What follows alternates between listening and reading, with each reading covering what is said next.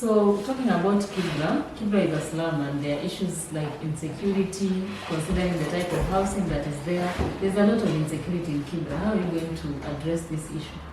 Insecurity in Kibra is a big thing, if I may say that. And insecurity should be dealt with by the national government. But I'm not running out of the duty. What I'm saying that there's a structure of a government. How am I going to solve this insecurity? Yeah. Insecurity is being caused by the people themselves. For instance, previously I told you that I was robbed in the house. If as a mother, you train your child well, you educate this child well, and you know very well that you need the best from your child, that means we'll be dealing with insecurity. I think a normal child will not come and rob you, or an educated person. But also in Saba, insecurity is coming because of job employment. Most people are idle. So they're idle. Young people, youths. Yeah, they're idle. So to me, I'll create job opportunity for them, and that's what I've been telling them all around.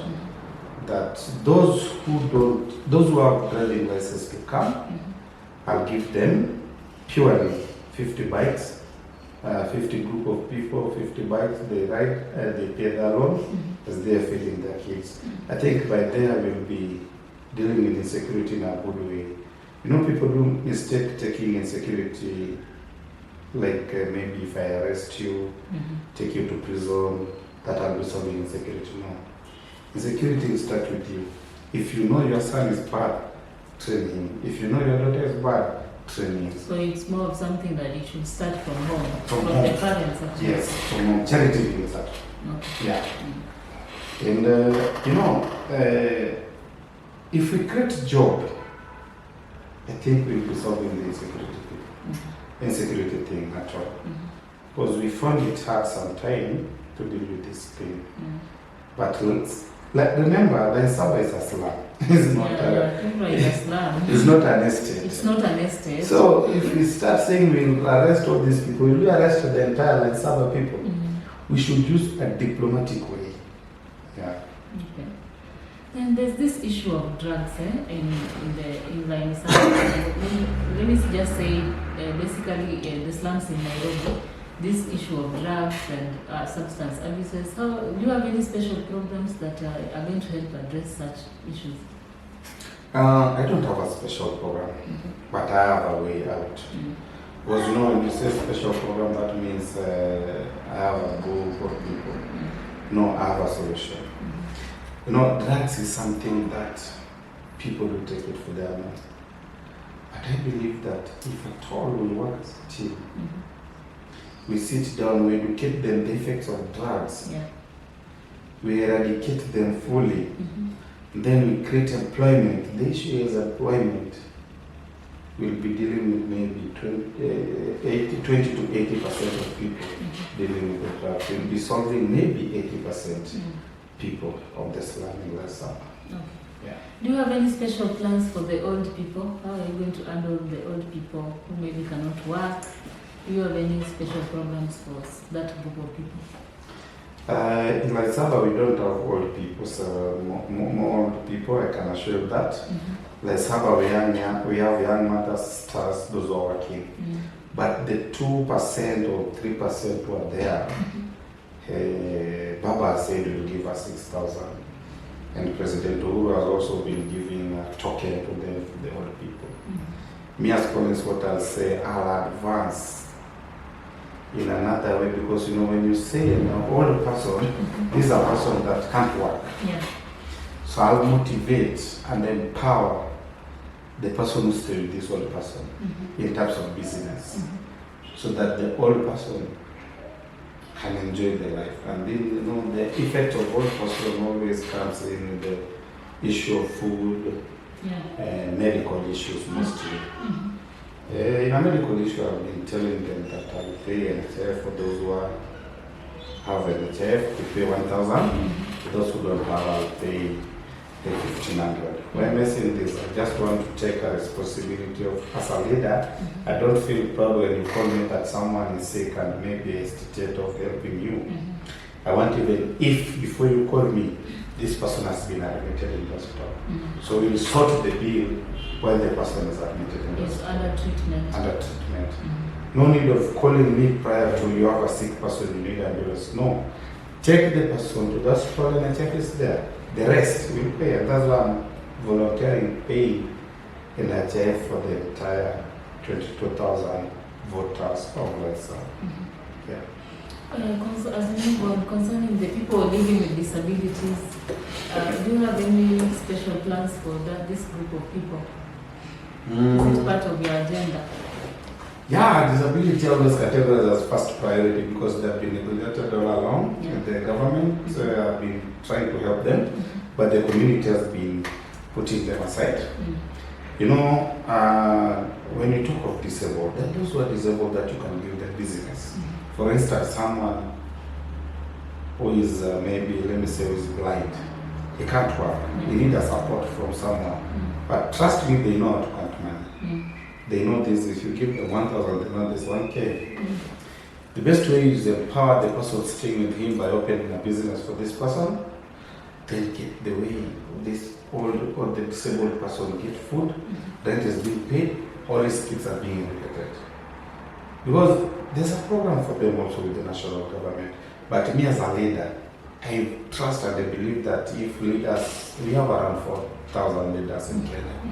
I believe that if 4,000 leaders of Kenya decided to poke in 10,000, 10,000 every month, then even not only disabled people, we will be killing the disease of the street boys. Most of the people who are here at the street, I'm assuring you, not that their parents don't have. Some parents are very rich. But it has been my hope and prayer that if we can have a land somewhere, we build a home for these people. Because why are they there in the street? Because of food. Yeah. Because of on how to sustain themselves. If you can have a land, build a land for the street people, both men and women, both old and young, big land, about 10 to 20 acres. We as a government to provide for them free food there. Trust me, Kenya will be the best place to be. As we are coming to the end, there's been an issue with kazi kwa vijana, NMS. Do you have anything you can say concerning that as a political aspirant of that area? Yeah. Kazi kwa vijana is a challenge to people. Don't want to talk bad to the people who are leading right now because, as I told you previously, the current sitting MC is a man to me, very personal family friend. And kazi kwa vijana is a challenge. I can advise for the old politician who are vying with me that anyone who's going to get this position, kindly please look at this, because it is biasness and disrespectful for denying a young person a right for what belongs to him. No need of putting one person working for the past 5 years. I'm not fighting my MC, but I want to categorically today tell him free. He has been biasness of giving work to the people of Saba. That is the truth. Even if I met her today, I'll tell her. Because she's like my mother. I know her since long time ago. We respect each other, but this is the area. I don't want to talk more on his leadership, but this is the area. To me as a leader, I found is that there's a gap. Because we found in Saba we have several people working. These people working, we found that someone has been working for the past 5 years. Why are the rest left aside? You get the point? The diplomacy should be, then it's okay. If I work for 1 year, let another group work for 1 year. It's the people who let Saba enjoy. And this is, I stand strong. Whether what is going to come in for me, here our current MCA has messed up with us. Why am I saying this? The job of the youth. He's docket, he has power to tell the people that you need to work 10 days, another people 10 days, for the inclusivity of all the people. But I've seen, remember I've stayed in Kibra up to 2019. Yeah. I've seen those who started working in 2018, when you get into power 2017, are the same people working. So I want to just openly blind tell her, with the due respect I have for her, there he has failed the people of Saba. The rest I can't say, but there as a youth, because me, I'm talking as a youth. Yeah. In 2015, I myself, I took one of my friends there to get a job for NYS. Even if he's here, he will tell you what you are told. Mimi Collins says he pewa kazi. Kama ni mtu wangu. That is the question, and that's why I say, okay, it is biasness of distributing work. Me, I didn't need a job because I already had my job, but I was looking for one person who is also a resident, a voter for the fact. Me, I voted for the current MC. Yeah. Truth from her. My mom campaigned for her. I campaigned for her. This guy campaigned for her. Then you're coming and telling this guy, your people, you know, the problem is the people you employ. Maybe he was not a bad person. Yeah. She's not a bad person. Maybe the people she's The working. people, but you know, they're working under her command. Yeah, sure. That's what I'm saying. There he has failed us. That one, I have to be patana. Hey, I don't fear telling the truth. Let the truth take me to grave. But that's the truth. Okay. So to me, I'll divide. If I'm elected, this immense job has been helping our men. Yeah. The men. I'll give her equality. No tribalism. No favorism. What I will do, if the job is for 10 months, 400 people applied, maybe let the 200 work for 5 months, the rest also work for 5 months. Not the same face I saw when I get into power is the same face I will see when I'm leaving the office. And yet there are so many people out there. Yeah, there's so many youths, over 3,000 youths. So there, you fail us. That's true. There's this issue I almost forgot about this.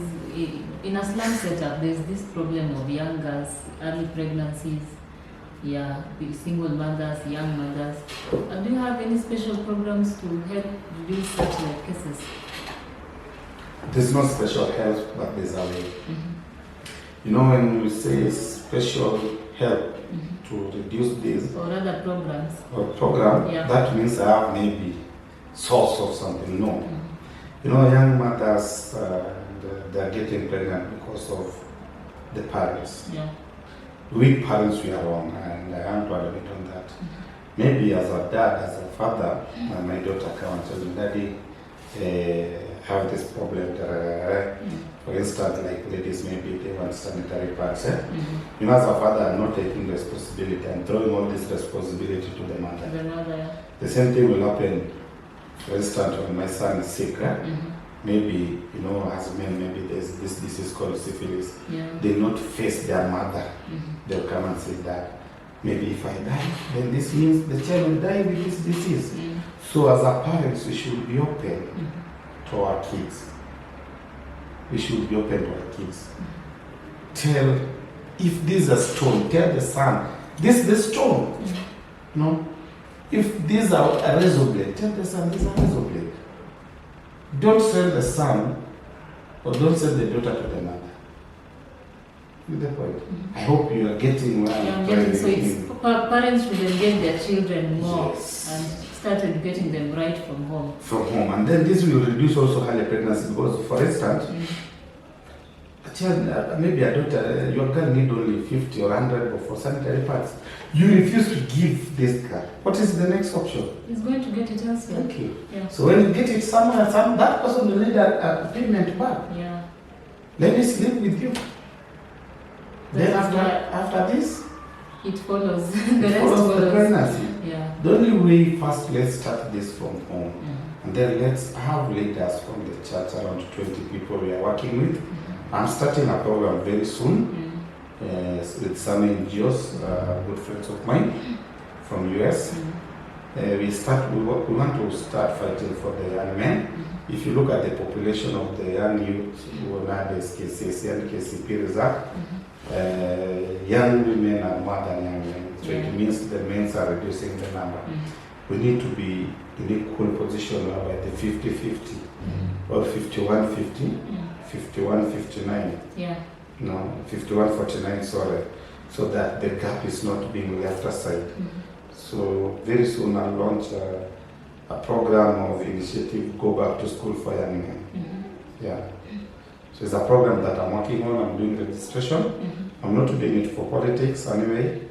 Yeah, I'm doing it for the benefit of the people of the Kibra. Is it something you do even if you don't make it to the office? Yeah.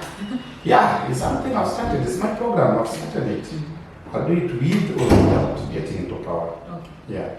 So as we move on, have you started campaigning? I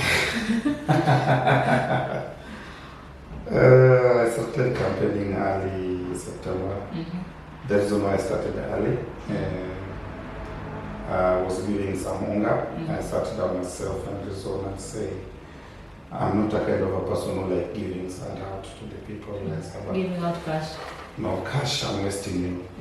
You know, me, I still got food for some days, so I know what food matters in life. So I just want to tell the people like Saba, if you see me giving you hunger, don't take it for granted. Yeah. Someone is missing it. But it's a challenge when you go give someone hunger na kuuliza pesa ya nyama. Na ya mboga. Sometimes it's a challenge, but I know I tackle it because I'm always open to them. I'm telling them unga nyama and kama kuna mzee naweza kupea, kama uko single mother you plan for the day. You have just to lower some budget for you. For the day. For the day. If you have to go buy unga, now you're not going to buy unga. You get the point. Yeah. And so far I've given like equivalent to 2 million unga. And my unga is not based on the supporters of Collins. My unga is based on the supporters of the entire Saba Kibra ward. Even our neighbors at Lindias enjoy this. Unga, people from different areas. So even if you happen to pass by from, maybe someone is from Pipeline and they happen to pass by, they during the distribution, they can be assured that they will get the unga. Yeah, because I'm not discrimination on my giving my things. That's why I say, if you happen to pass by, come for the unga. Okay. Yeah. Oh, as we come to the conclusion, do you have any special message, a message to maybe other political aspirants who are vying for the same seat, or even other political aspirants all over the country? A message to this group of people. Yes, I can't lack the message. Speak to them. Yeah, you know, it's politics is there. Yeah. And politics is something that will come and go. Yeah. Remember that. I really believe, and right now, I trust that Kenya is heading somewhere. Wars we used to fight, we would kill, so tribalism basis. But when the Baba and Uhuru did a handshake, political things were like they have agenda or what. This thing have solved. Trust me, they have solved the difference of Kenyans. And to me, the message I can give all the people first before my competitors. Yeah, the people. You can start from the president to the entire people, to the close to 45 million Kenyans. Yeah. I just want to tell you, vote for peace. Choose your leader today. Choose someone you know who will give you benefit. Politics is coming and going. If I kill you today, tomorrow I'll be killed. It is time to embrace peace for campaign. I urge all the leaders and all the policemen, it is time not to fight. It is time to focus and build a nation. If you find me on a wrong side, just do it. If you find me on a wrong side, just arrest me and take me to prison, rather than killing me. To my competitors, it is time we campaign for peace. If you find me campaigning, don't bring your wounds. It is time I would not wish when young people are dying because of me Politics. campaigning on politics. They're dying in the name of our supporting Collins.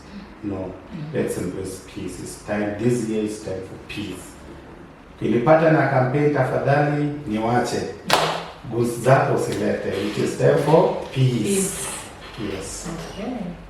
Any other special message? Anything you'd like to add as we conclude? I would love to tell the people of Laini Saba, I love you so much. You touch my heart, and I'm going to be the best. You can face the camera. Because I'm addressing my people, Laini Saba people. Yeah? I love you so much in my heart, and I believe that we are going to take this victory home. Please campaign for peace, campaign for Collins. I have a very sweet agenda for you. As I've been doing it all along, I'll do it with or without electing me. So what I can tell you people, please when you go to vote, vote wisely, choose a leader who has a vision, a mission, and a good character. It is time for change. Let's change the life of Laini Saba people. I believe this is going to happen through the nomination and through the 9th of August. As well as Laini Saba, Baba, Buju, Dada na Baba. Sindio? Another thing you forgot to ask. Will I accept defeat when... Oh, sorry. Will you accept defeat? I support to clinch this nomination seat. So may the best man win. May the best man, but I'm the best. So I'll support. Anyway, if I'm defeated, though I know I'm not to be defeated because I'm people, the person who will clinch the nomination certificate, I'm with you. Okay. Yeah. Thank you for watching, guys. Bye. Thank you.